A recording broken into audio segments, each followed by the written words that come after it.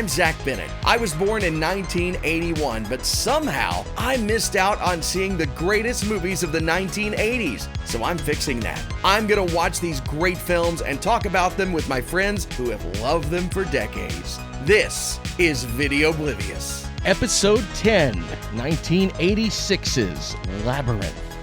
All right, we're talking about the final feature film that Jim Henson directed. It's Labyrinth from 1986. And I am so happy that I've got not one, but two guests in the studio today. And my wife and I were talking about this when I had her on. I've been wanting a female influence on this show for a while, and now I've got two ladies here with me today. Welcome, Kelli and Erin. How are you guys doing? Doing good. Yeah, doing great. Thanks for having us. Thank you. So I'm going to, just so everybody knows the voices, Kelli, say hi. Hi, this is Kelli. Erin. Hello, this is Erin. And you guys have known each other for a really long time, have you not? We have. We are sisters. Hey, there it is. So you grew up with this movie. Yes. Okay. Yes. And Kelli and I, we worked together for several years at a job back, 10 years ago or so. Yeah, about so that. that's how we know each other. Erin, this is the first time I'm meeting you. Yeah, so nice to meet you. Welcome to the studio. Glad to have you. So let's talk about Labyrinth and talk about you guys growing up with this movie. And you're from Iowa, right? Yes, Yeah. we grew up in Yep. Iowa. What part? Northeast Iowa, like near Waterloo, Cedar Falls. Okay. It's a very small town. It's called Denver, Iowa. And the tagline is the mile-wide city. Well, I mean, it makes Literally sense. like a mile wide, but at It's least really- when we live there. That It's makes small. sense. Yeah. It tracks then. Well, Labyrinth was released June 27th, 1986. TriStar Pictures, we mentioned Jim Henson directed it. It was his last feature film. And George Lucas was the executive producer of this movie, which I did not know until I saw on the credits, the opening credits there. It was a $25 million budget. Did not do very well at the box office. Actually was a flop in the United States. It fell well short of its budget, $12.7 million, but it made it up for it overseas, especially in England. So you guys, how old are you? I was also born in 1981 like you, so Okay. I am 42 years old. 42. I am 44. So you guys in 1986 were 4 and 6 or 5 and 7, somewhere Yeah, around there. yeah. So you literally have grown up with this movie. I Yes. imagine you saw it when it was brand new. We've been talking about this, and I literally cannot remember the first time we saw this movie. Me either, yeah. We I'm have no idea. imagining our parents didn't take us to see this in the theater. We were talking about this. I remember going to see An American Tail that year. Okay. And that one had a huge impact on us, but I feel like this was probably one that we rented later. Yeah. We might have been a little bit young for it. I don't know. We probably Yeah. would have been so scared of so many of the Yeah. the characters and Yeah. I mean, we love Jim Henson stuff. We grew up with the Muppets and Fraggle Rock. Fraggle Rock. Yeah, that was a big one. Sesame Street, like all of it. But Yeah. I do not know when we for saw this movie. Yeah.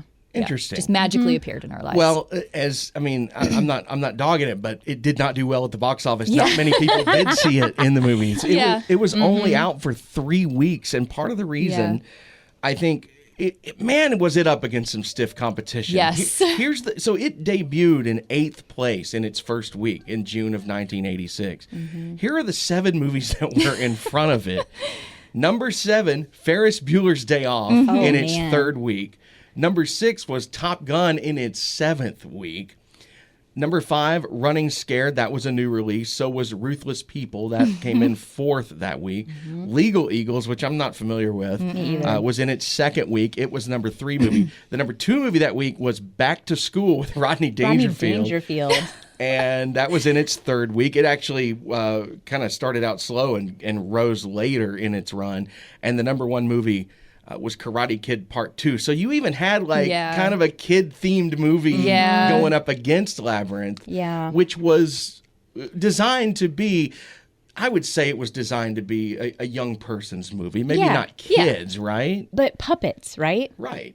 Yeah. So, I mean, and maybe that was part of it too, of a feature-length film featuring puppets. Yeah. And I can't imagine, that's usually like a more short form, with the Muppet Show and, kids shows like Sesame Street. So there had been like the Sesame Street movie, and I don't know when that came out, if that was later. Muppets but Take Manhattan was like 82. Yeah. Because that was the first movie I ever saw in the theater. Oh, Such a wow. great movie. Muppets Take It's a good Manhattan. one. Yeah, I Yeah. was 1 or 2 years old. I remember my parents. I don't remember it, but I've been told that was the first movie I ever went to.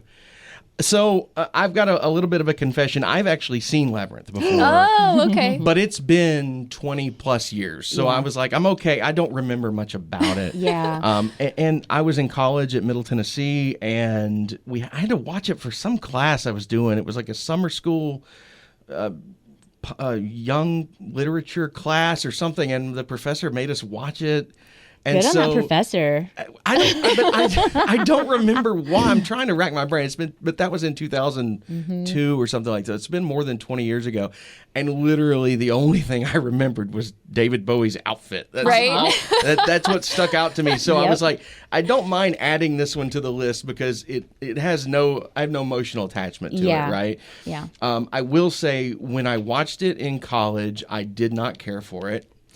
And I came into it watching it again this week with an open mind. I'm like, okay, I remember very little. I just remember Jennifer Connelly, and she's going through this maze, and she has to find David Bowie, and that's all I remembered about it. Yeah. And I got to admit, I didn't enjoy it this time either.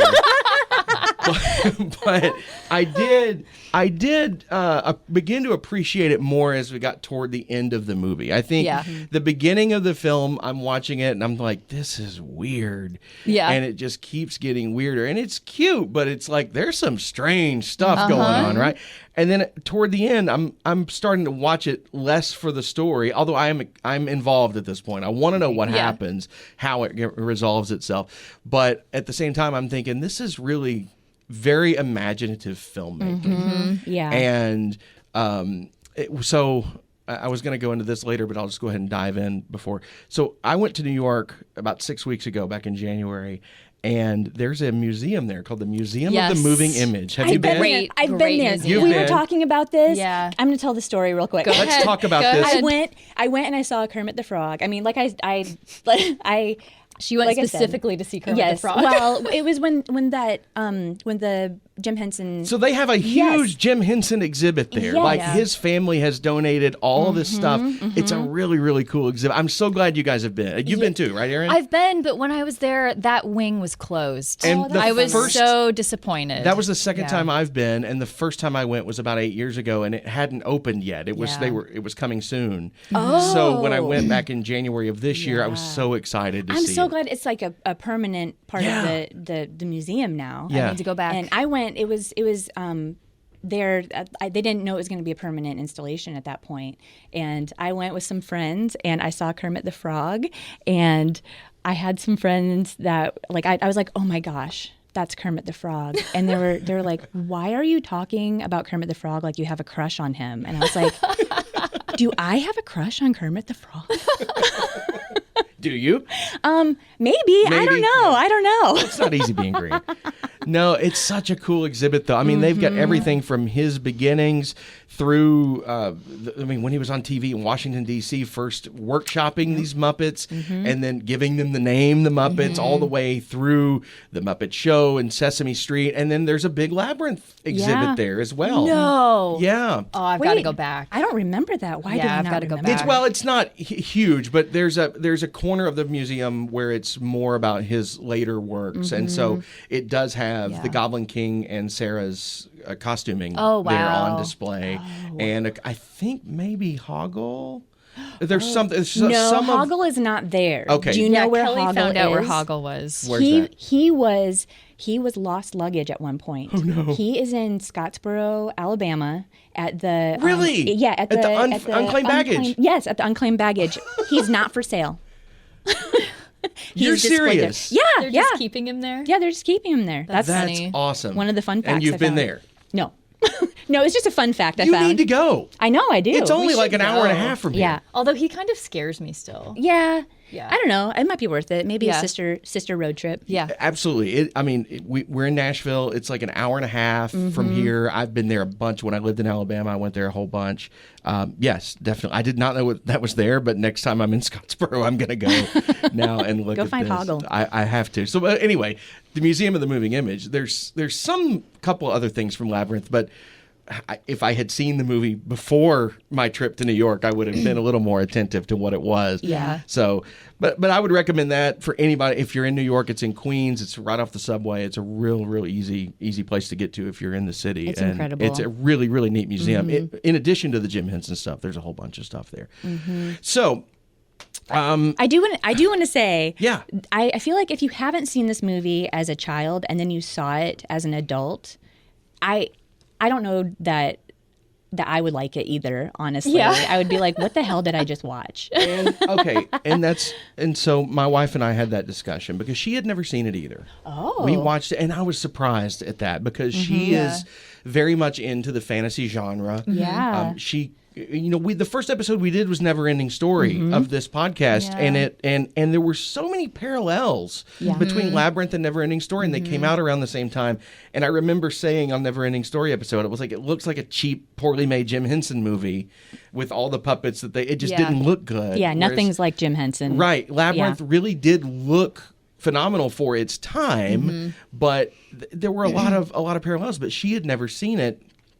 And that's exactly what she said. She said, "This is weird. What the hell did I just watch?" And I said, "I'm so surprised at that because this movie has a little bit of everything that she enjoys. It's got that fantasy, that whimsical stuff to it, and it's got a big story of female empowerment, especially with a young lady turning into a woman or growing up. In the course of the movie, you really see that character change." And she said, "Yeah, I get it," and that's what she said was, I think because I didn't watch it as a kid, I don't have that attachment to it. And so it's looking at it through 2024 eyes is weird. Yeah. It's Yeah, kind of for a sure. weird And I movie. think, too, I was telling Kelly, I was looking at the list of movies from 1986, and I was like, why did I like this movie so much? And I'm looking at all the other ones, and it is like the only one that I remember watching at that time that had like a teenager-ish girl, and I wasn't that old yet, but looking up to somebody like that, and who was on the adventure, and she wasn't a princess, and she wasn't there for like a love story. She was there to be like the main traveler on this adventure. And Reluctantly. Yeah. And it just really stood out to me. It was,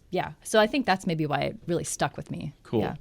It was so let's talk about some of the people involved in making the movie. In addition to Jim Henson, it was the conceptual designer, a guy by the name of Brian. Is it Froud or Frood? I think it's Froud. I think he it's also Froud. worked on the Dark Crystal. Now there's been a lot. Dark Crystal I haven't seen, but doing my research for this movie, a lot of comparisons to the Dark Crystal.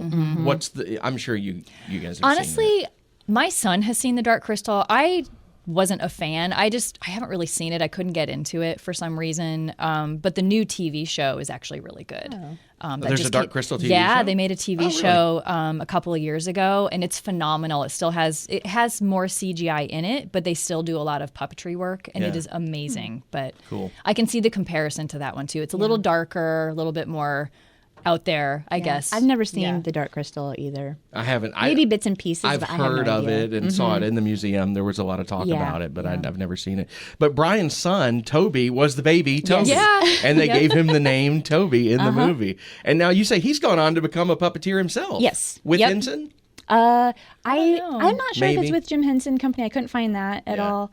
I just saw that he was also a puppeteer, which, if his dad, it seems like a family business. So that's probably where that came from. The writers of the movie, the story was written by Dennis Lee and Jim Henson, the screenplay Terry Jones, and it sounds like that went through a bunch of different iterations. Different screenplays were written before they landed on the one that they made. We mentioned George Lucas, and I didn't know this. Gates McFadden Yes. of Star Trek The Next Generation Yes. fame was Yep. involved in this film. Yes, she was Cheryl McFadden. She was the choreographer. So she So that's why I puppet didn't movement. recognize her name in the credits. Yeah, okay, there was because I would a- have recognized Gates McFadden. Yeah, there was a documentary that was about. I think it was. I don't remember what Was it it the Into the Labyrinth? Yes, we both watched Into that. the Labyrinth, and my husband and I were watching it, and he was like, "Is that Dr. Crusher?" I was like, "Yeah, you're right, it is." So, she was the choreographer. Very cool. No, I had no idea.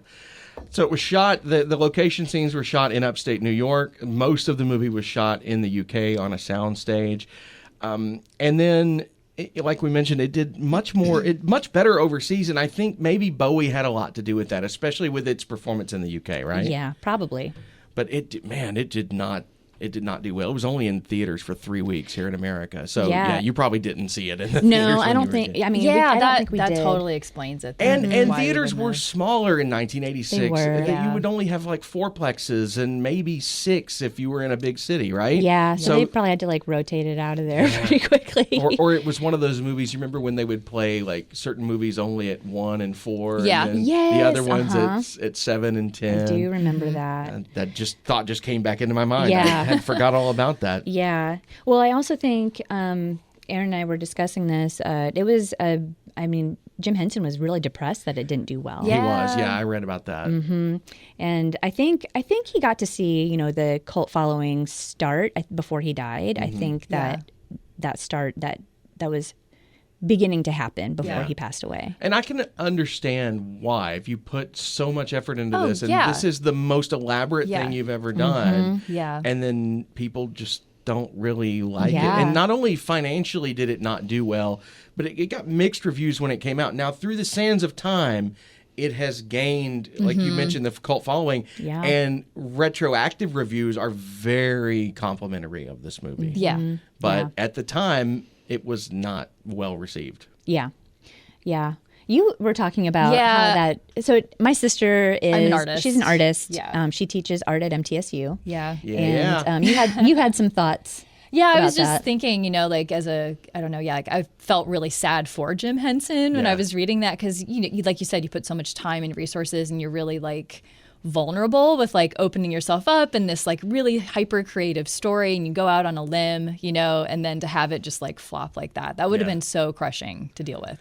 And we were noting when we were at the Moving Image, and especially when we were watching this, we're like, Jim Henson was on something when Oh, he he made this. had to have been. His stuff, I mean, you go back, everybody, first thing you think of when you think of Jim Henson is Kermit the Frog, Miss Piggy, and our lovable Muppet characters that have just become such a part of Americana over the past 50, 60 years, right? Yep. Yeah. But the stuff that he did outside of that is Yeah. very trippy. And Labyrinth Yes. is almost like the culmination of all that work. Would you guys agree? Oh, completely. Yeah, I think so. Or maybe even more Dark Crystal, which is maybe, I don't know. Labyrinth seems a little bit more commercial. I mean, the maybe? Fireys scene Yeah. alone, that True. was so trippy. Yeah. And it freaks a lot of people out. I mean, Yeah, also it the freaked me out. And I'm 42 years old. yeah. I mean, Yeah, we can get into all of that. Yeah. Just like all know the if you wanna things get into that. it No, now, we're getting but- into Yeah. it. We're getting into it. Yeah. So the recap of the plot. Oh, the reviews.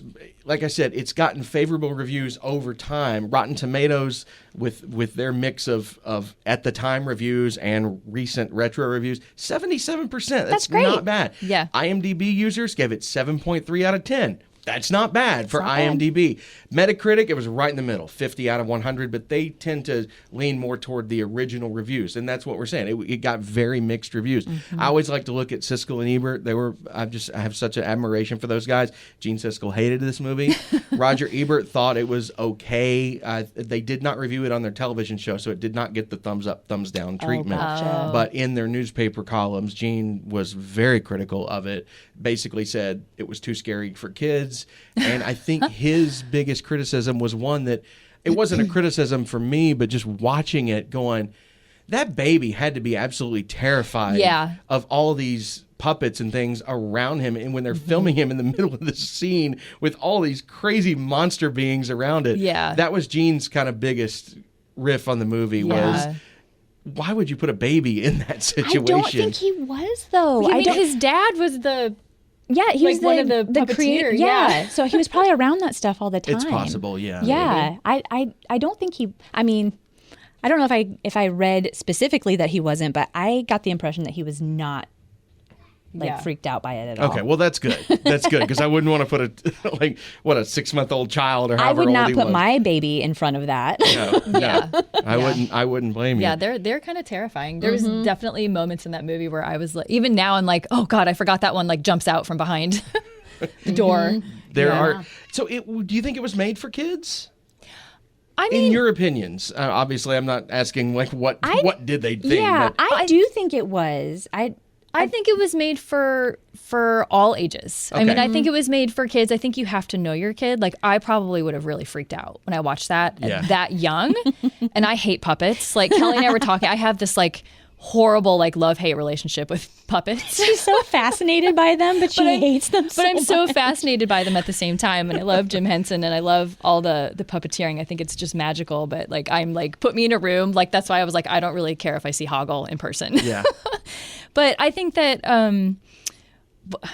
It is for I think it's for kids, but I think some of the best films and the best stories are where you don't like sanitize it for kids. Okay. You know, you let there be the feeling of real Yeah. danger. And I think that's why like some kids probably really loved it too. Because you Yeah. don't feel like you're And we had that in the 80s. for sure. More so than parents Yeah. today with their kids. yes. Oh, for sure. Yeah. yeah. They're Well, we didn't have parental restrictions on anything. Yeah. Oh, yeah. We've our tried parents to, didn't even know where we were until 10 o'clock. Yeah. We've tried to go back. I have a 15-year-old, and we've tried to go back. My husband and I were like, oh, this was such a fun film from like the 80s. And we watch it with our son, and we're like, oh, we're going to have to explain a few things here. Goodness. Well, let's quickly recap the film's plot. So you've got 16-year-old Sarah, and she is very annoyed by her baby half-brother Toby because she has to go back and babysit him, and she just doesn't want to do it. And when It's not fair. It's not fair. It's not fair. And when she does, he's crying, and he's just being a baby. And so we see her at the beginning, and she is... You think when you turn on the movie and then they do a little switcheroo on you here at the very beginning. When you start the movie, you see her in this field, and she is very dramatic, and she's approaching someone off camera. You don't really see what's going on, but she's talking to someone, and then it turns out that she's just reenacting a book. Yeah. Or Yeah. She's cosplaying. she's And cosplaying. That's and a she good was word. talking to an owl. Remember the owl was there? She was talking She to was the owl. talking to an owl. But we see later in her room that she's got playbills and pictures of famous actresses. And so I think there's the implication that she really wants to be an actress. It's not that she's sucked into this fantasy world of this particular book, right? Yeah. But this is what she wants to do. And so Yeah. she is... I think you're right. I think she's just cosplaying. I think she's doing what a teenager would do Yeah. and pretending that I'm acting out this book. Yeah, she was cosplaying before it was called cosplaying. Yeah. Yeah, And that was like one of my favorite moments in the movie because you just get this intro and you don't know what's going on and you think that, oh, this is like a princess or whatever, you know, and then because she's very elaborately dressed. yeah, and they only film it from like you can't see like that she's wearing jeans Right. and then it starts raining and you don't know that anything's going on until she gets the book and then you're like, oh wait, this is reality. And then she like gets rained on and you can see her jeans and she's running down the streets and and then you don't know when you're going to go into that invented world the next time. So she comes home and her stepmother's being kind of mean to her, and Which honestly, she's not. Yeah, she but like from Sarah's From Sarah's perspective, point of she view, is. yeah. No, she's not. She's just being Yeah. take care of the kid while Yeah. we're going to be We gone discussed tonight. this. Yeah. But she's annoyed because she would rather be out in the park doing her cosplay, right? Yeah. And there's also some like backstory that they never get into because it's her stepmother and she's Right. annoyed and the stepmother's complaining. I feel like everything I do is wrong to her. So there's a Yeah. lot that you don't get with that, like why she's so upset and why she's just frankly like acting like a brat Yeah. too. Yeah. Brat is a good word to Yeah. describe her at the beginning of this movie. So she goes up, and now not only is Toby crying, but in Toby's possession is her prized teddy bear. Lancelot. Lancelot. So she's even more annoyed, I guess, at her stepmother for giving Toby Yeah. her beloved Lancelot, right? Yeah. I have a lot of feelings about this as a new mother. Okay, go for it. I'm like, I mean, So just you like brand new mother. brand like new mother. 3 Yes, months. he's almost 3 months old. Yeah. So he just him crying and the way she's like handling him, just like, Yeah. oh, just stop crying. I mean, he's a baby, and the mother, his mother, was just giving him a teddy bear, and you know, it just.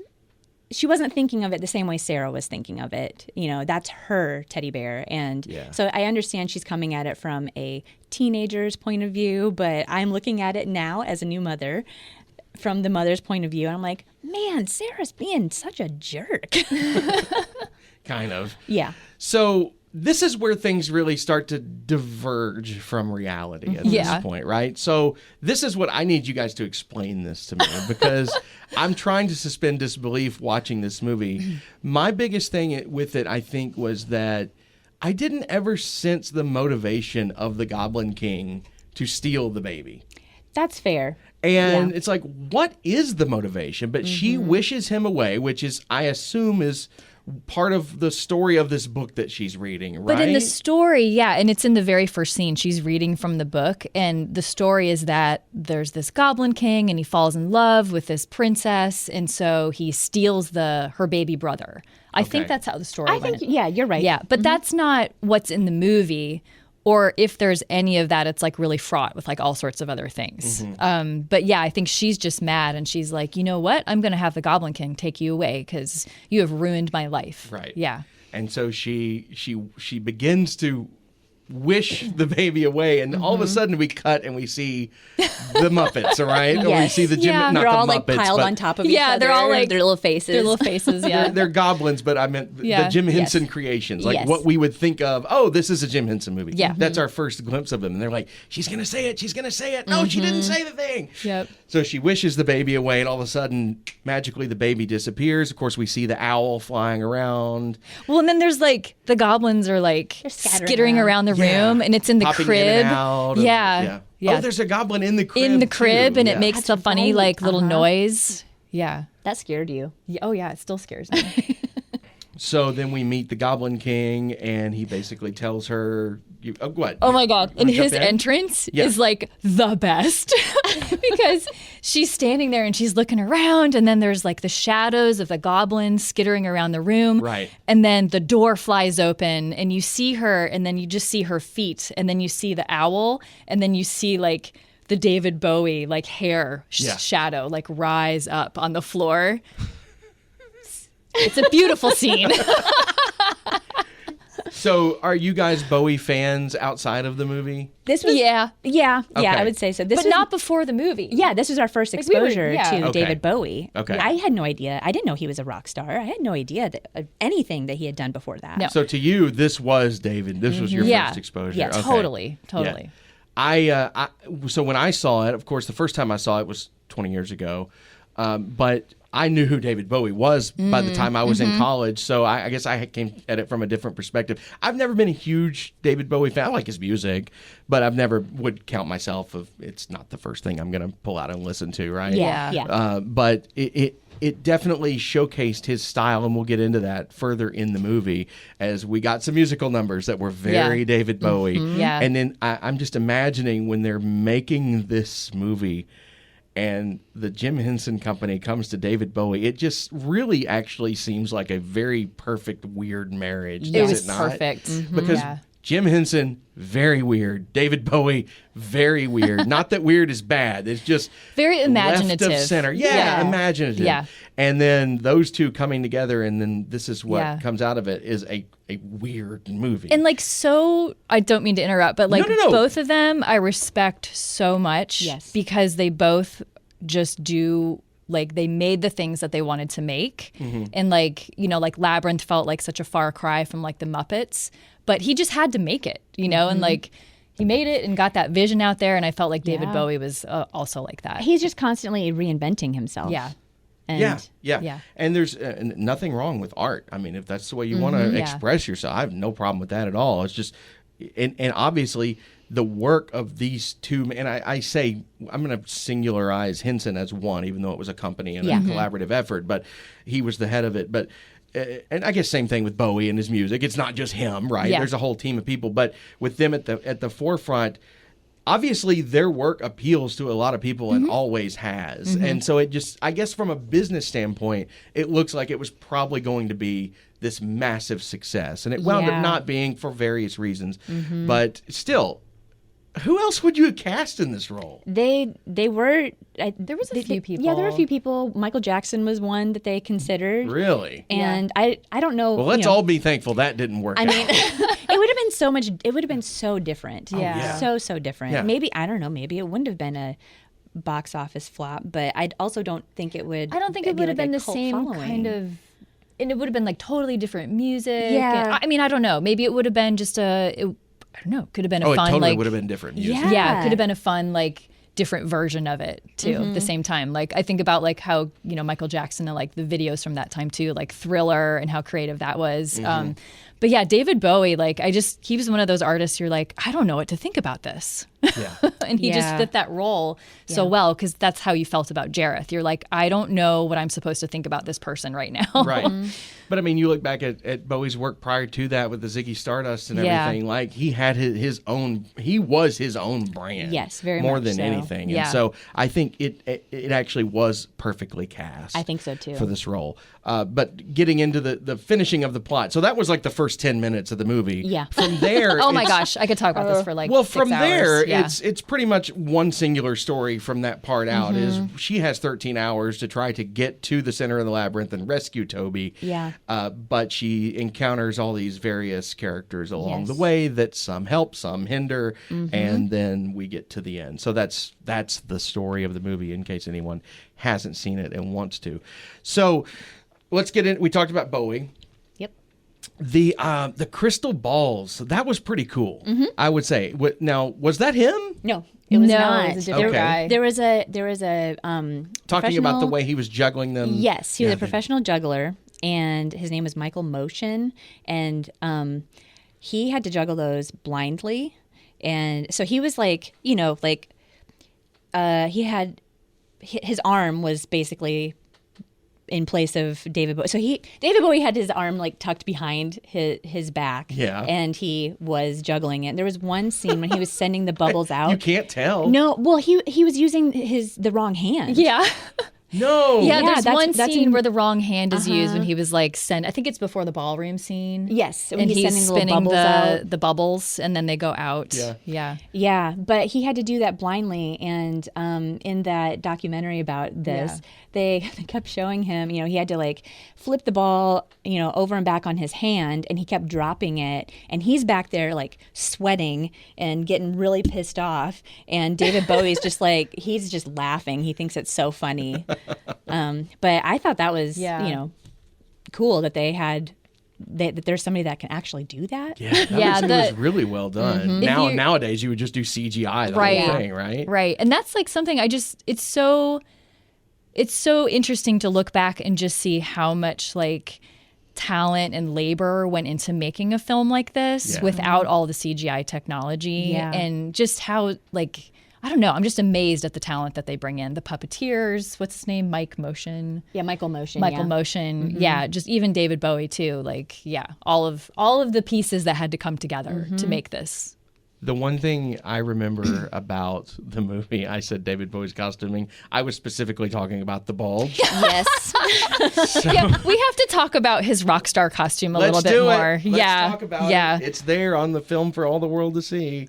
Yeah. No, that is the one thing I remember coming in, and I remember telling Audrey when we started. Some tight pants. The only thing I remember about this is David Bowie has a giant bulge in this movie. That's all I remember. Yeah. Let's talk about it. Yeah. Well, you read something that it was intentional, right? Oh yeah, like they wanted him. They envisioned his character to be like a rock star, like kind of seductive but scary.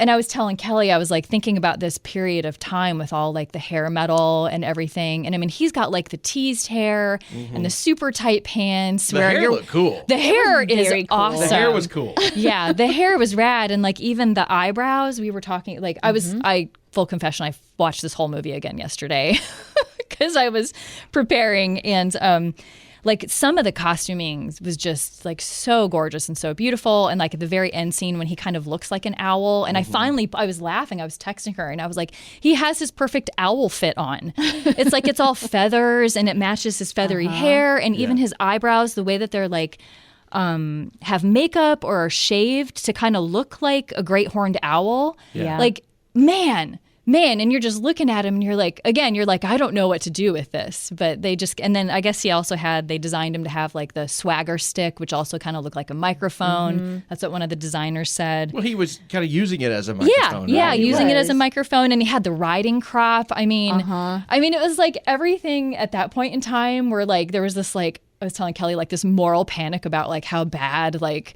all these rock and rollers were, you know, and the tight pants. And you're like watching it as a kid and you're like, oh my God. I don't know how I missed this movie as a kid. I don't know either. I don't even remember hearing about it until I was in college. And I mean, even as a 90s kid growing up and my high school friends, nobody talked about this movie. Maybe it was just my friends group had never. But no, this was the first I'd heard about it was in college. And so, but that's the one thing I do remember was the David Bowie costume. Mm-hmm. But this was a very young role for Jennifer Connelly as well, right? Yeah. It wasn't her first. 15. I think She was 15. 14 or 15? She was 15 at filming and she played 16. Yeah. Yeah. I mean, and she wasn't, that was one thing I noted too. And even in the documentary that Kelly and I both watched about it, it's awesome. You can watch it on YouTube. It's called Into the Labyrinth. But I think it's part of the DVD set. Yeah. But she was not like, they kept talking about her, Jim Henson and the other creators. They were like, yeah, it's this little girl who's going through the labyrinth. And I'm like, no, she's not a little girl. She's 15, 16, you know, dealing with having to solve this labyrinth and all these really adult situations. And even in the movie on my watching yesterday, I noted that a lot of the characters, they stopped calling her like young girl and then they started calling her young woman at the end. Oh, I never noticed that. Yeah, and it's one of the, I don't know if it either. was the door knockers. Uh-huh. It was either the door knockers or the guys with the shields where there's like a head on the top and they got the big gnarly claws. Yeah. They start the conversation calling her young, oh, who is this young girl? And then by the end of the conversation, they're calling her young woman. Oh my gosh. Yeah, and then the old lady in the trash heap, she calls her young lady or young woman. So Sarah's starting to see herself more as like a grown-up, and everybody else is too, the further she gets into the labyrinth. And then I cannot wait to talk about the last scene. Oh my God. Okay, we'll get there. We'll talk about characters later. Let's talk about some of the other characters. Well, actually, let me double back real quick. Do you think the movie would have been different if it had been like an 8-year-old girl? Yeah, half the age. sure. Let's say, like, let's cut her back to 8 or 10. Yeah. So she is a little girl at that point. Yeah. How would the movie have differed? I think it would have been so different because, like, I just don't think a little kid, there would have been a lot more like fear, maybe. Yeah. And Sarah's already like on the cusp of like she's moving at the beginning between fantasy and reality. And so she's moving through this, and, you know, they're telling her the whole way, like, you can't take things for granted here. So she's learning that, like, I don't know, I think just a little kid would have just been more fear all the way through. I think she would have been, I think a little kid would have been more trusting. Yeah. You know, where Sarah, she was trying to get to the bottom of things, and she was trying to reason for herself. Certain things, and she was the one that was in charge and making the decisions, and I don't know that a little girl, an 8-year-old little girl, you know, she maybe would have wanted to follow somebody instead of being the one in charge. And I don't think it would have worked with the Jareth character either. Absolutely because not. the whole like dancing scene and like none of it would have worked the same. I loved her hair and her dress and that. Yeah, it was scene. gorgeous. We'll talk about that later. Let's talk about it now. Okay.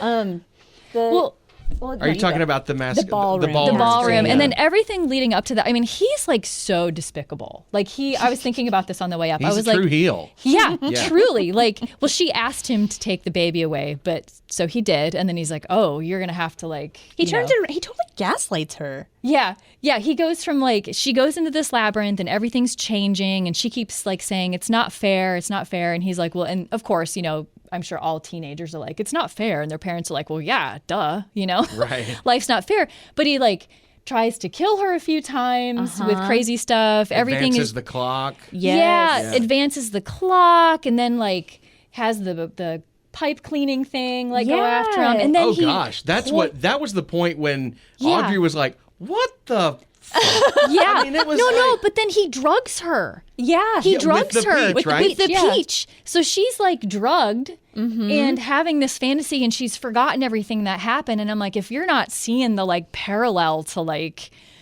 I don't know, like being drugged and unaware of what happened to you. It's a Like, little disturbing. It is disturbing. From 2024 eyes. Absolutely. And that's one thing I usually get to at the end of the podcast, but we're already talking about that. Yeah. Yeah. So highly inappropriate with today's culture, right? Yeah. Not so much maybe it probably was in 86. We just turned a blind eye to it, right? But some of that stuff, especially with the fact that she's underage. Yes, The fact that he drugs her. The fact, it's all this stuff. Yeah, and I mean, in that masquerade, the ballroom scene, he's basically, seducing her. And I think over-sexualizing her. Yes, to be a absolutely. young I mean, girl. she looked so grown up. She did. But she And also like a- didn't look like she knew what she was doing there. I Yes. felt like she was like, I'm not supposed to be here. Why am I here? And everything was really dizzy. And they filmed that through these like big glass bubble things. So it Yeah. looked, it was like all the warped. Whimsical. Yeah. Yeah. but scary, like the feeling of being drunk or something. Yes. And not being able,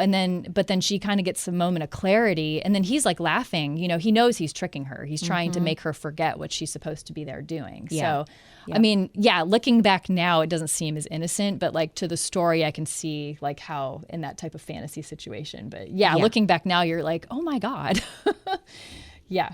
Wow. Let's talk about Hoggle.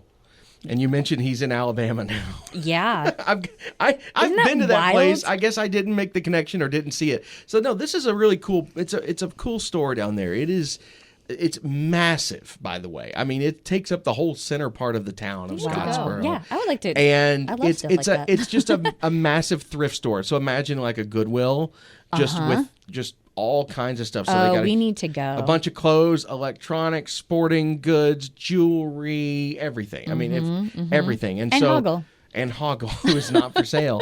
But yeah, so if luggage gets lost or unclaimed at an airport, the airlines don't know what to do with it. They don't want it, so they just sell it wholesale to this place in Alabama that started doing it.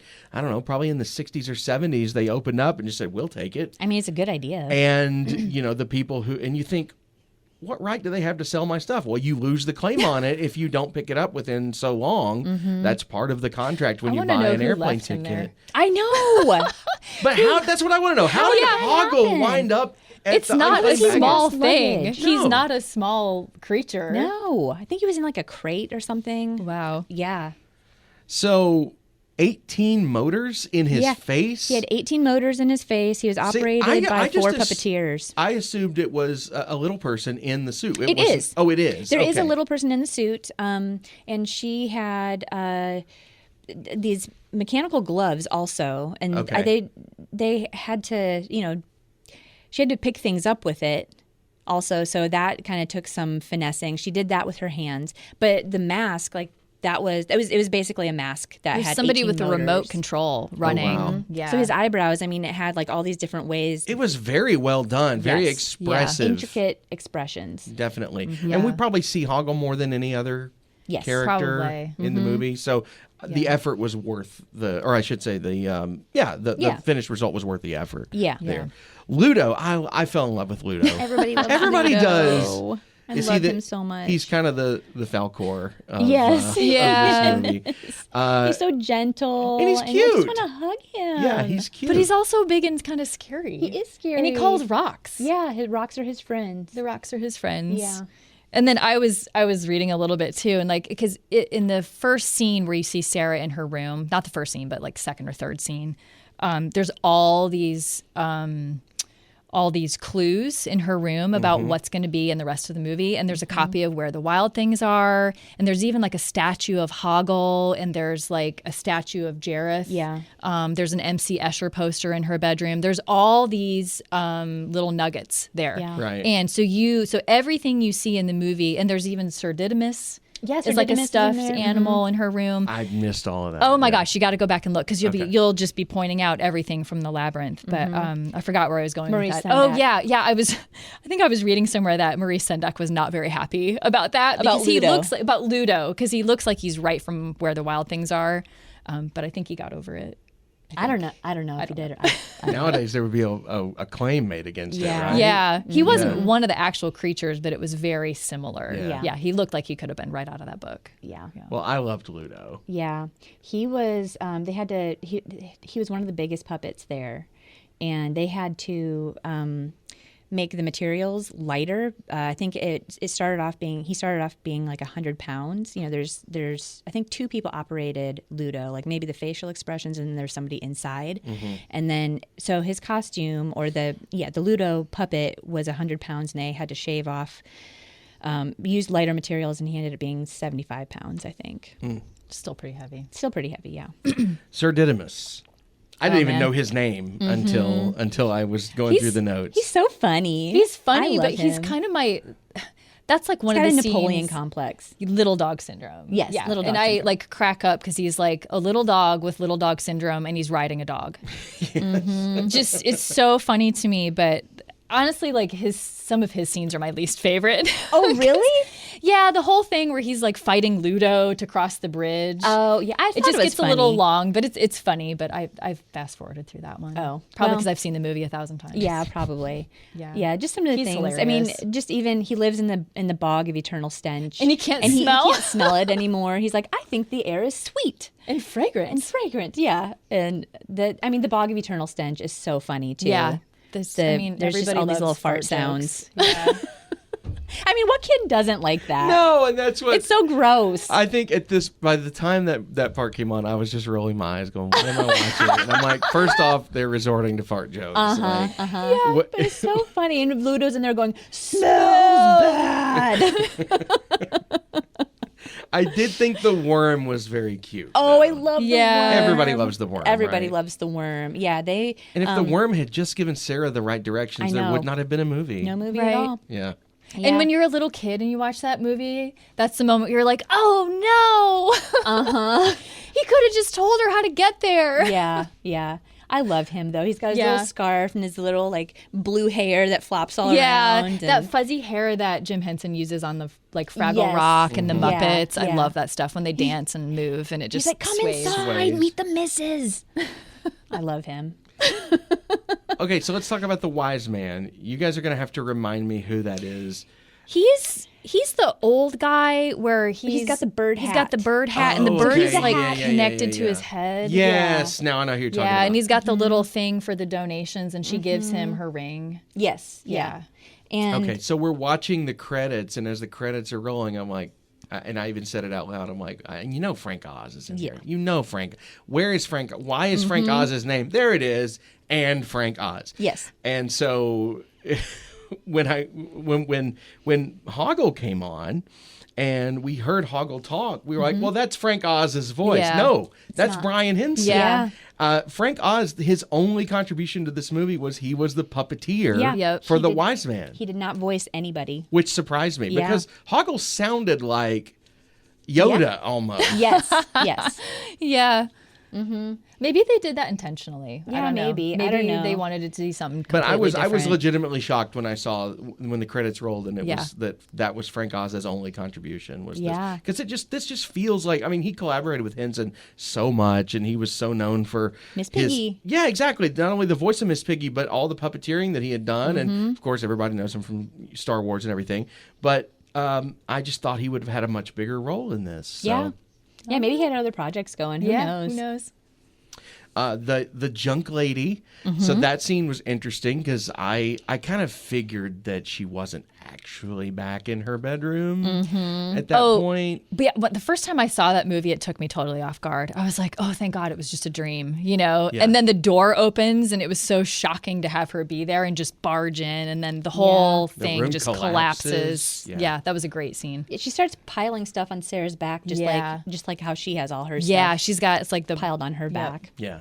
So we've got all these other characters. We've got the hat, the four guards. I like the door knockers. Now, the door knockers, They're so it was funny. imaginative, too, Yes, with the yes. one with it in his mouth and couldn't talk, and the other one in his ears and he couldn't Yeah. hear anything. Almost like the hear no evil, see no evil, speak no evil Yeah, kind of and thing. even then, like the little intricacies of how they move the faces, It was and really he did well this done. little like sniff, like can't hear ya. Yeah. We do that to each other. I think that was around the point when I began to watch the movie with different eyes. And just Yeah. be like, okay, it is weird and trippy, but Yeah. now I'm just going to watch it from a filmmaking perspective. Yes. Yeah. And from the artistry that went into this movie was very, very well Yeah. done. So impressive. Weird, but very well done. Can I say something too And about then- the junk lady? Can Yeah. we go back to her? Please do. Sorry, I thought we were moving on.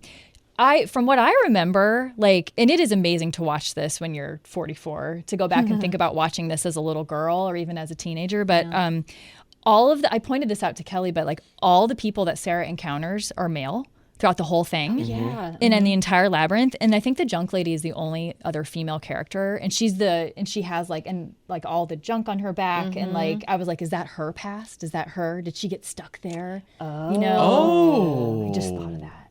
Wow. Whoa. That's deep. What if she's been there but for a long time?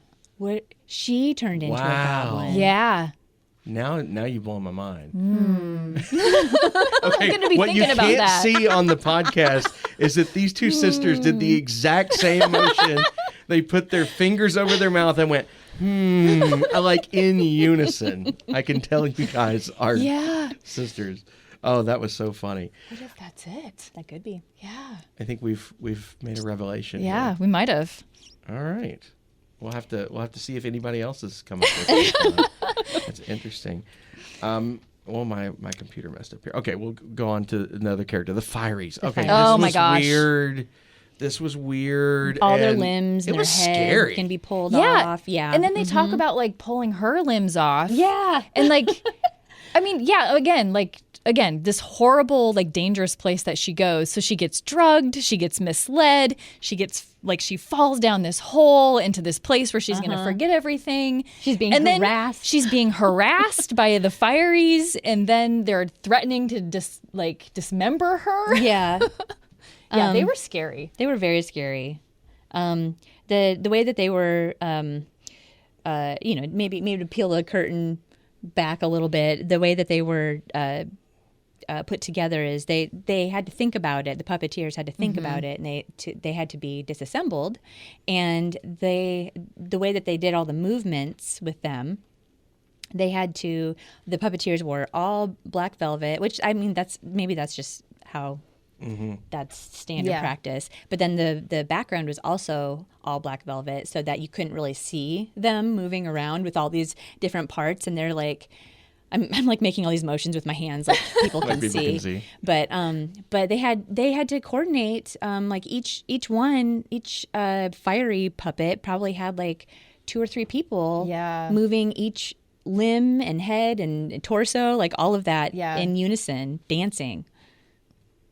So wild. It was clearly done with the green screen too. Yes. Yeah. Like that's the one thing that really sticks out like a sore thumb in the movie, does it not? It does. Because everything else is physical. There's no other computer or digital. And it was 1986.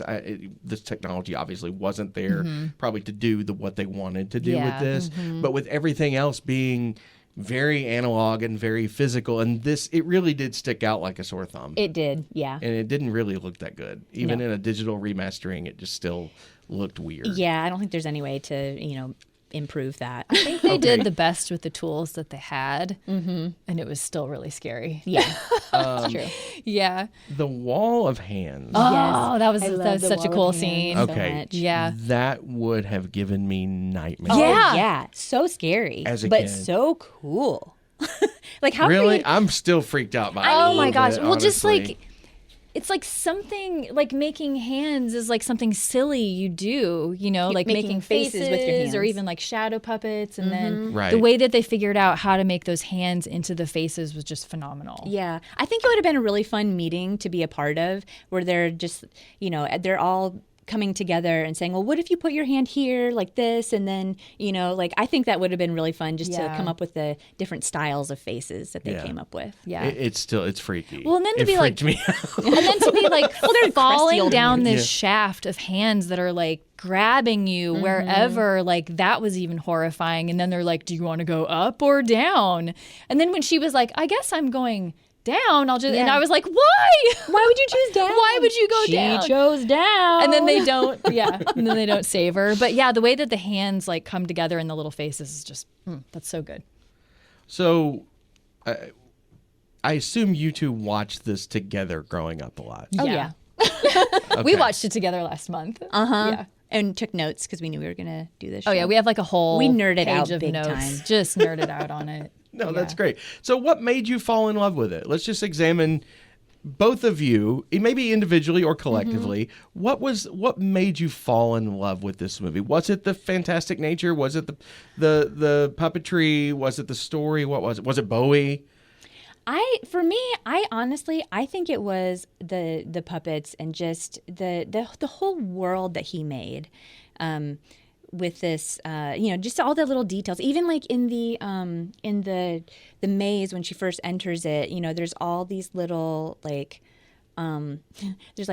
there's moss and it looks like everything looks glittery, and in the moss there's all these the eyeballs following, and I just kind of wanted to see, as I was watching it, I just kind of wanted to see like what crazy thing is gonna show up next.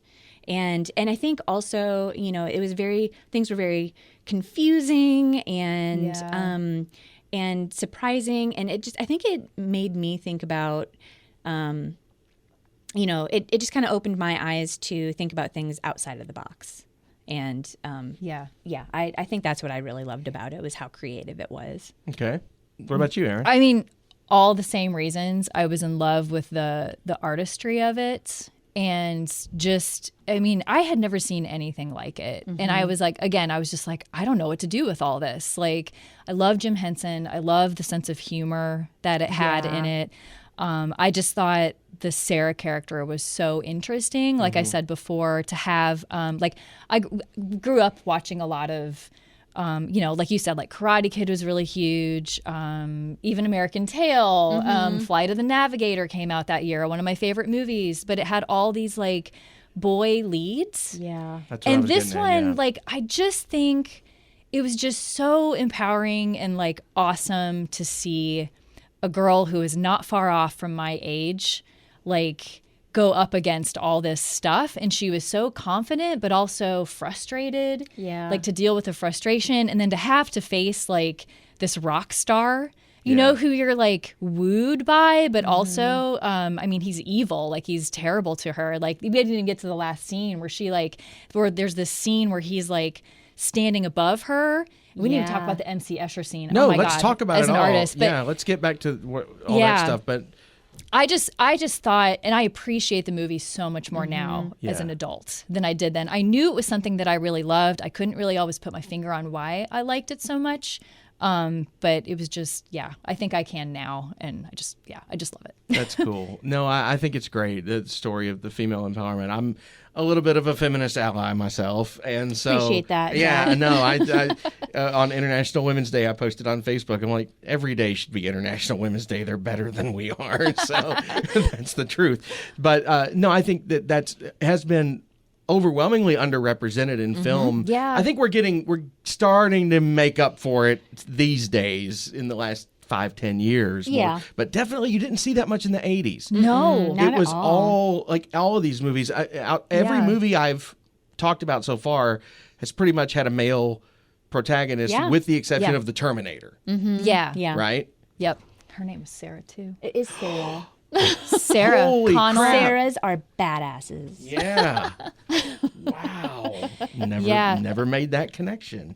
But it was nice because, I don't, but like there's like Sarah, or there's Alien, Sigourney Weaver. Right. Yeah. But those weren't Ripley. Movies that I would have watched at that age. I could watch them and appreciate them now as an adult, but I certainly wasn't watching that when I was like 8 years old. No. But this one, just more accessible. Gave you someone to. I was obsessed with Supergirl too when the 80s, when Supergirl came out. Man, You were. I wanted remember to be that. Supergirl. Yeah. The Helen Slater version. I think the so. movie, like 1983. Yeah, that one. But I just didn't really appreciate that until later when you're looking back and like thinking about all those movies that you're watching, and you're like, it's another princess movie, or it's another, or the female characters are just kind of like sidekicks.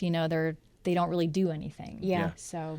No, we definitely need more badass women as the protagonists of stories. So, okay, let's get back. You wanted to talk about the end of the film. Oh my God! Let's do that before we go further. So that scene, like the MC Escher scene, just like I love it. So I should have my students watch this because I teach them how to draw in perspective and isometric perspective, which is the type of perspective that makes it look like it could be like up or down, But she has that MC Escher poster with all the stairs on it.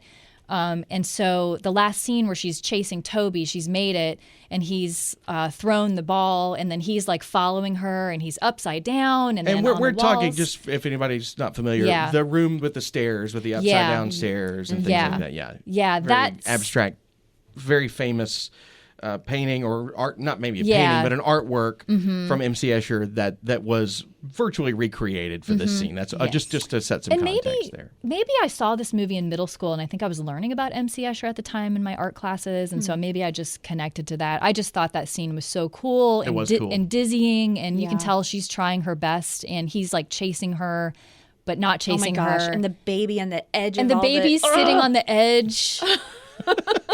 Which there were people right below the baby. We saw that. But then all of a sudden she has to make a decision, and she has to jump, and she jumps, and then she's just like floating, and then she's in this space where it's like the stairs are all broken up, and Jareth is like in his awesome outfit.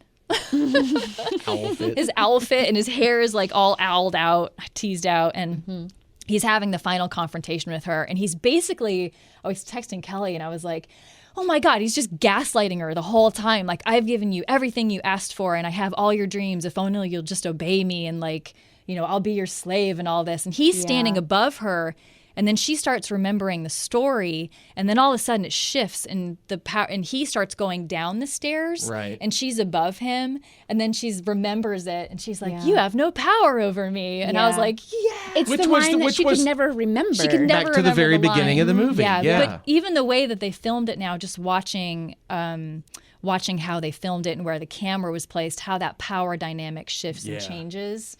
I'm probably You're reading. so good at observing those things. Well, I'm married to a producer, so yes, yeah. So noticing those scenes and just, I don't know, that was like really moving for me to see how just those little subtle shifts in the camera like really changed it, and then he just like poof, like disappears into an owl again. And the camera work was so well done in that. I mean, clearly you could just turn a camera on its side and film a lot of that stuff, but there were some really cool juxtapositions where it kind of throws you as the viewer for a loop, because you really believe that he's walking on the wall. And the scene where he's walking underneath the platform and flips up to the top. That was really good special effect for 1986. That was like they had like a mechanism where he like flipped up. He was like standing on something, and he, stepped his foot forward, and that's like, what I love about this podcast and talking about these 80s movies, is they had to come up with all this stuff and actually do it. Right now, you could do it. I could do it in Adobe Premiere if I wanted to on this computer that I'm staring at. But in 1986, they didn't have that technology. They literally had to make these films. And I think that a lot of times in the 80s, they were a little overambitious with their special effects, because we were getting to that point where technology was becoming more of a affordable thing for, especially for Hollywood to come up with. So they were just trying some stuff, and you could tell they were trying here, but this was really well executed. That was a really well done scene. It was, it really was. Overall, the only thing... technology and there was a CGI owl in the movie. We haven't mentioned that, but that was clearly CGI, but it didn't look bad for the 80s. For 1986, it was pretty impressive. Yeah, it did not look bad at all. Was that when that Dire Straits music video came out? That was all CGI? Yeah, Money for Nothing. I mean, I thought this looked better than that. Yeah, for sure. Probably had a little bit of bigger budget as well.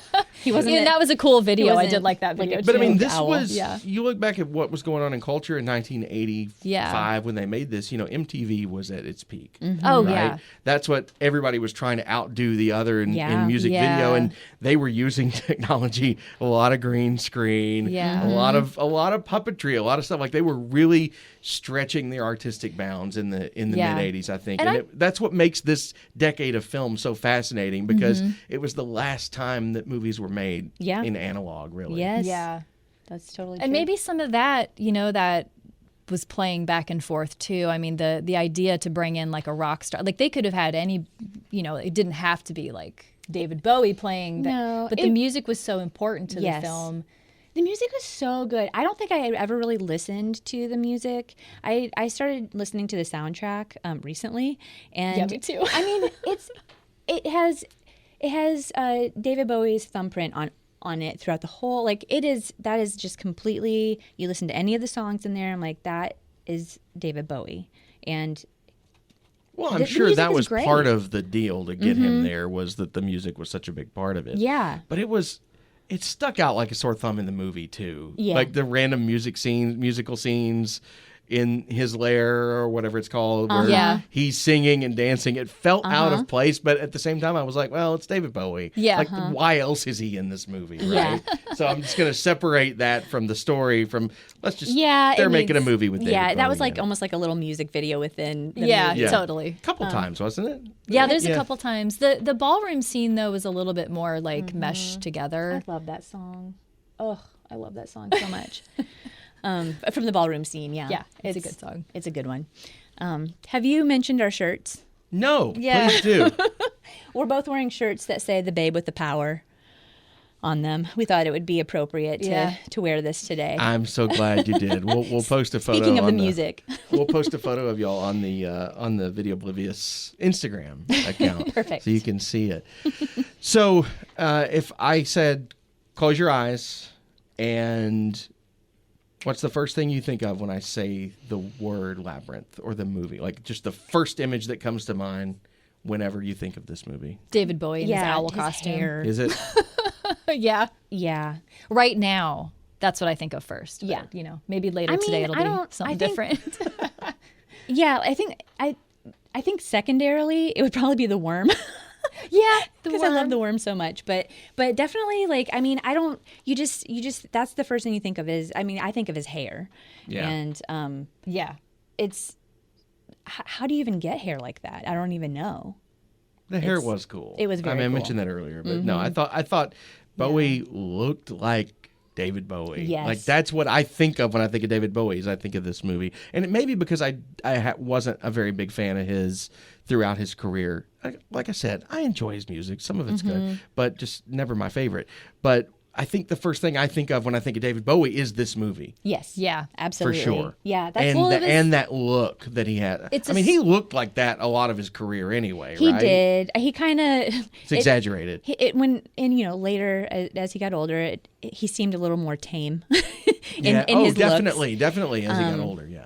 But I just think David Bowie was amazing. Just hearing interviews, he just seemed so smart and so I would want to hang out with David Bowie. He kind of seemed like a nerdy guy, if I'm honest. Like anytime I've heard any interviews with him, I'm just like, you are a pretty normal guy, and you're kind of nerdy, and but you're also just very intelligent.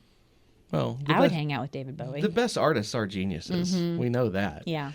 Well, like I said, I didn't really care for the movie. I didn't. It's okay. But all right. I think watching it and talking to you two about it has definitely changed my opinion of it for sure.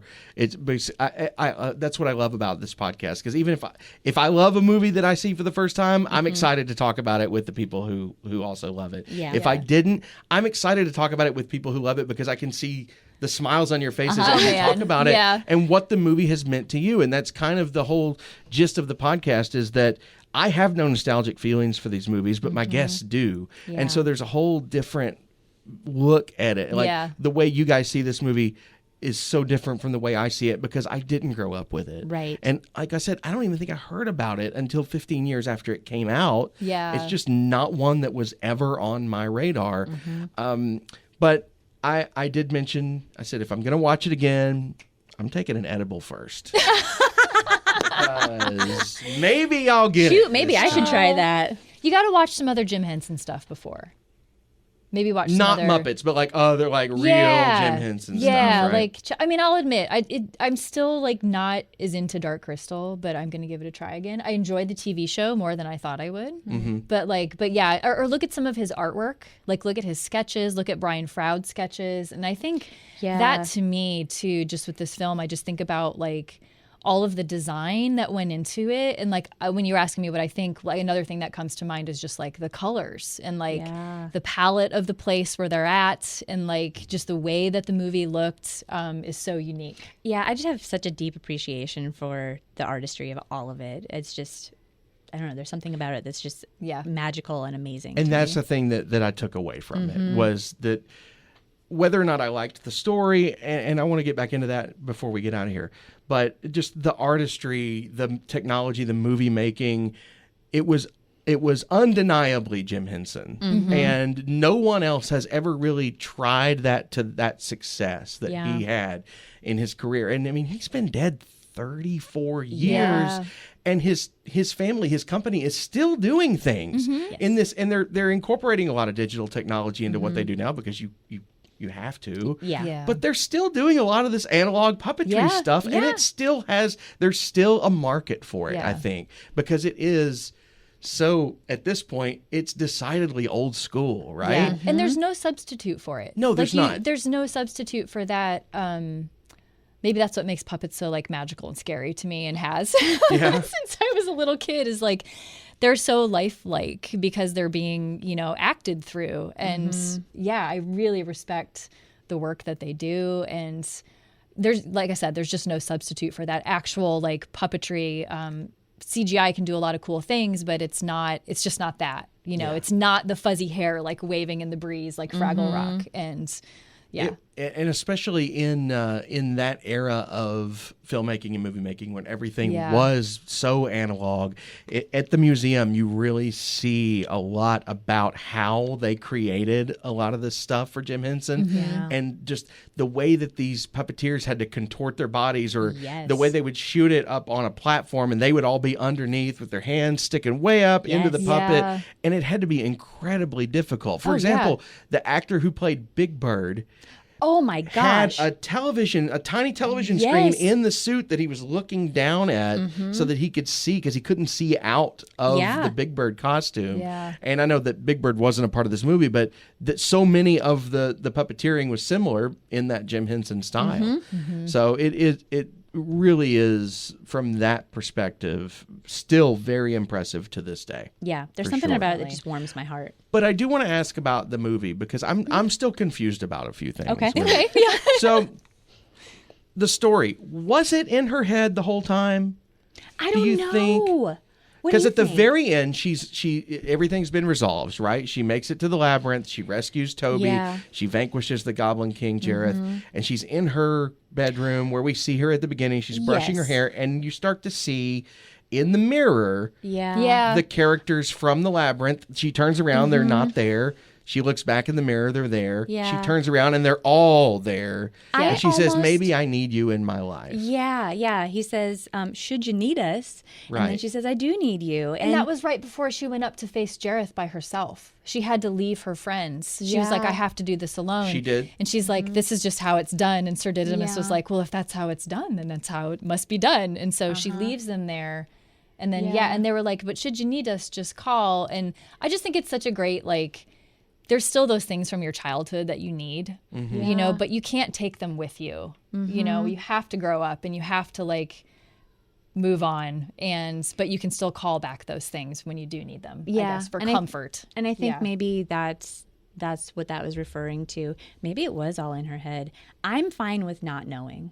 Okay. Yeah. I don't think it matters to fine. me so much if it was real or not, but I think it was just like a nice way to end it. Like she didn't have to abandon all of herself, all of her childhood. She just had to it was time to accept the way that things were, and move on a little bit. And she learned so much by going through that labyrinth. Right. Yeah. And so she gets sucked into this fantasy world that is parallel to this book she's reading, right?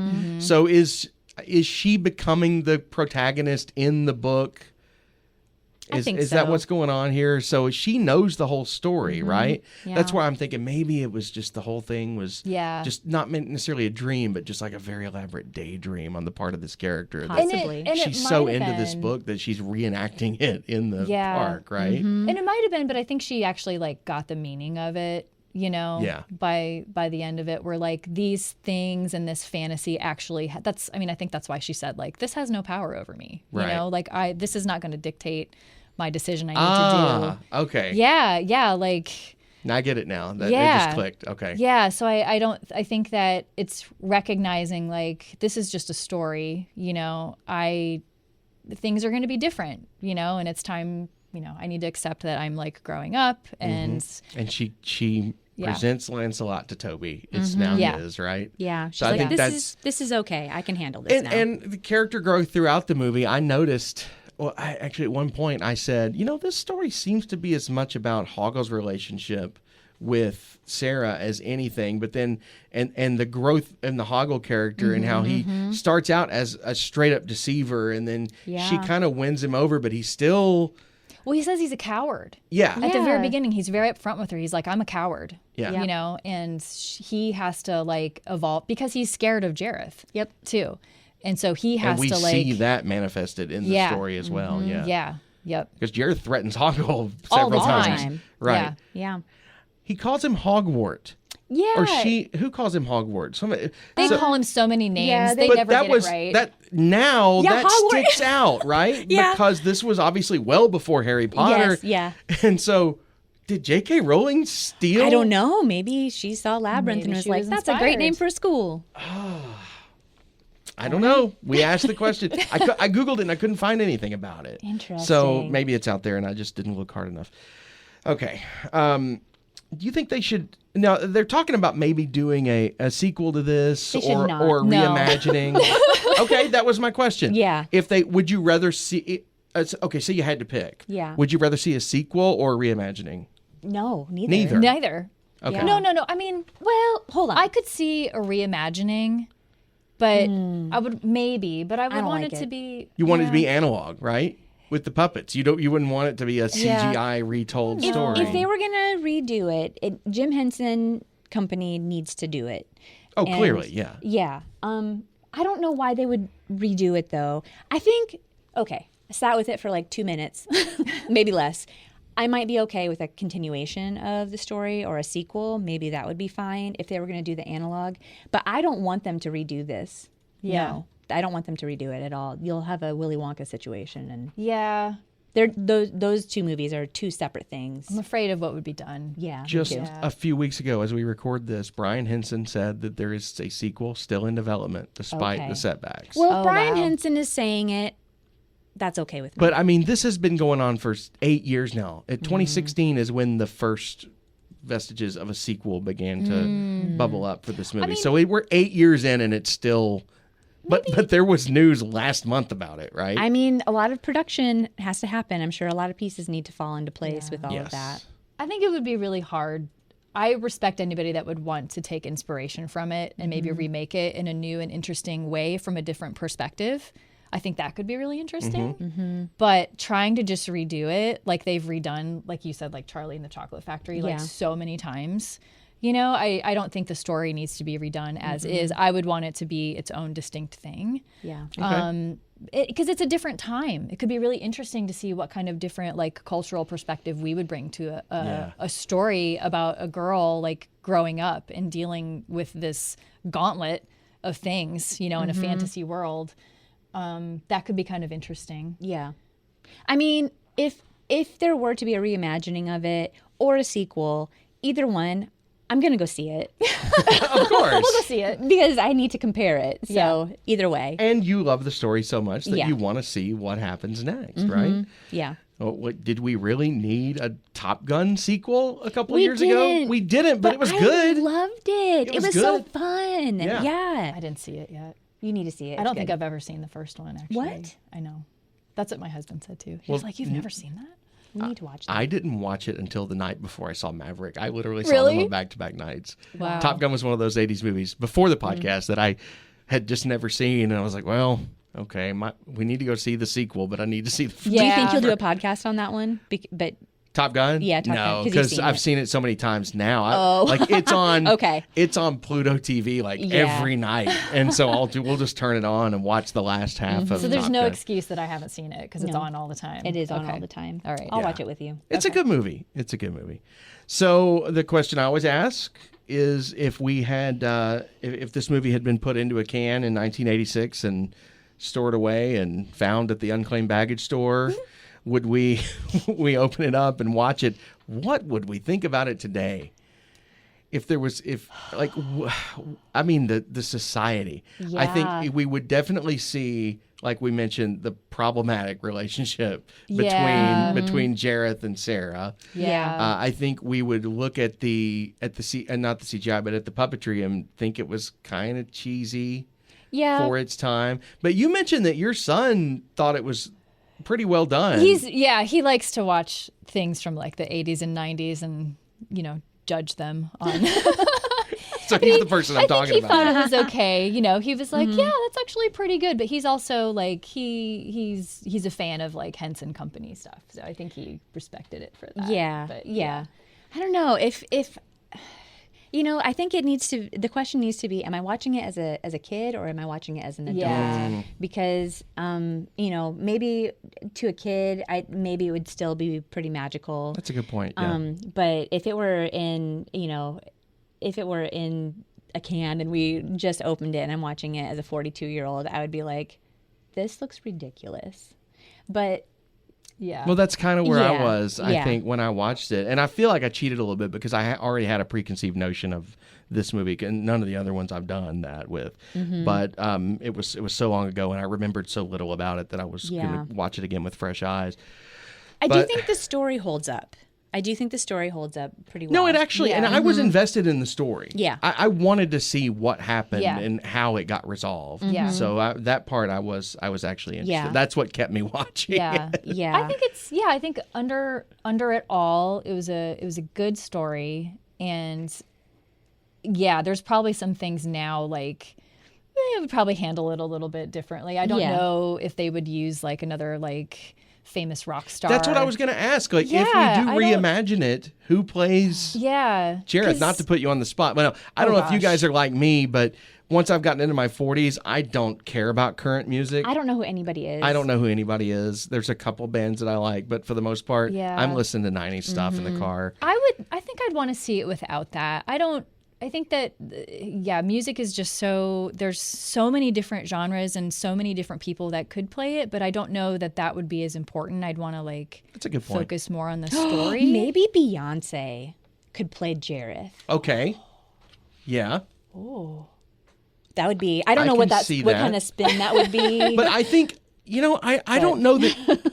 So I'm very close to the music industry in what I do. And I know I'm very thankful. I work in radio and country radio in Nashville at the Grand Ole Opry. Okay. So I'm like within arm's distance of all these artists, but I like to consider myself far enough away from the music industry that I'm Yeah. like in my little radio bubble over here. And so that I don't really know the machinations, but I do know this about musicians is they are very, very self-conscious about the way that they are portrayed. yeah. And the fact that David Bowie is the bad guy Yeah. in this movie, I don't know that a musician today would sign up to be the bad guy in a movie. Yeah. But Yeah. but I feel like too there's so many roles now with like the whole like these anti-hero roles where Yeah, maybe But the this writing is not an anti-hero. No, No. but maybe now, If they like, were to do a if we don't reimagining. know anything about Jareth, like part of honestly, like I remember watching this and being like, why is he the only human in this whole world? Why is he the only like human over Yeah. Why all did he these turn like into a goblin? strange little goblins? Yeah. And why is Why is he in charge of them? why is There's he in no charge of them? backstory. There's he no looks- and there's no backstory for the and he looks motivation kind of why he wants to kidnap And this he looks young kind baby. of bored too. Yeah, he does.